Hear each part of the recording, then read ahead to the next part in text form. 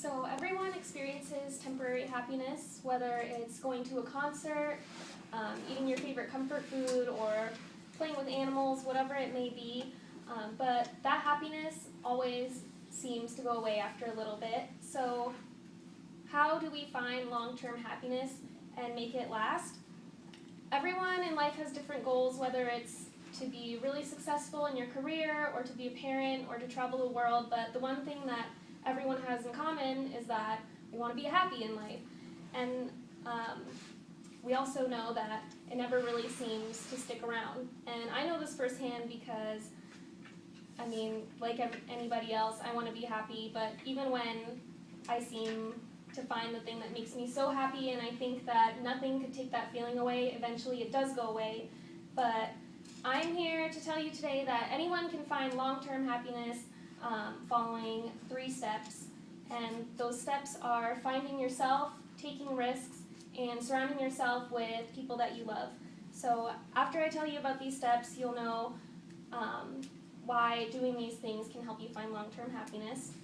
So the first thing is finding yourself. So getting to know yourself is really important.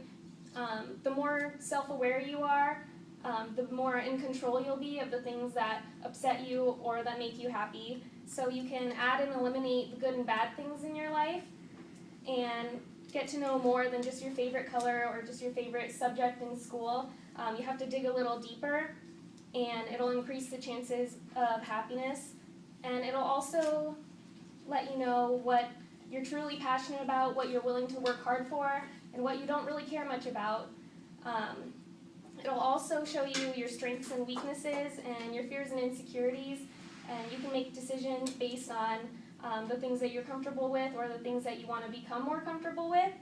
And it'll also help you find confidence, which radiates in everything that you do. If you're confident, you really will do better in things. And another thing that's important about finding yourself is that you get to live a more honest, authentic life, and that'll give you a sense of freedom and peace.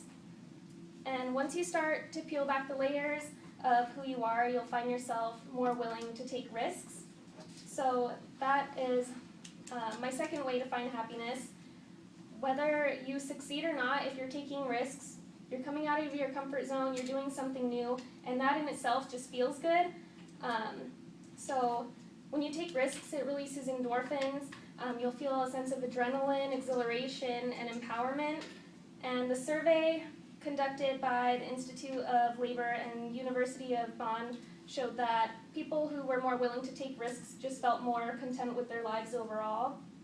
And so even though the rewards can be really great, you can also just learn a lesson that you can carry through life if you don't succeed when you take a risk. So that's really important.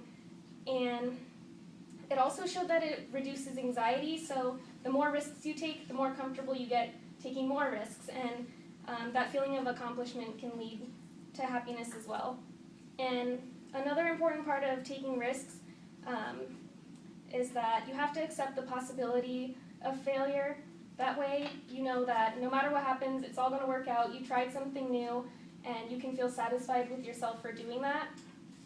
And risks can be really scary, but an important thing to do is find support, which leads to my third step, which is to surround yourself with people that you love.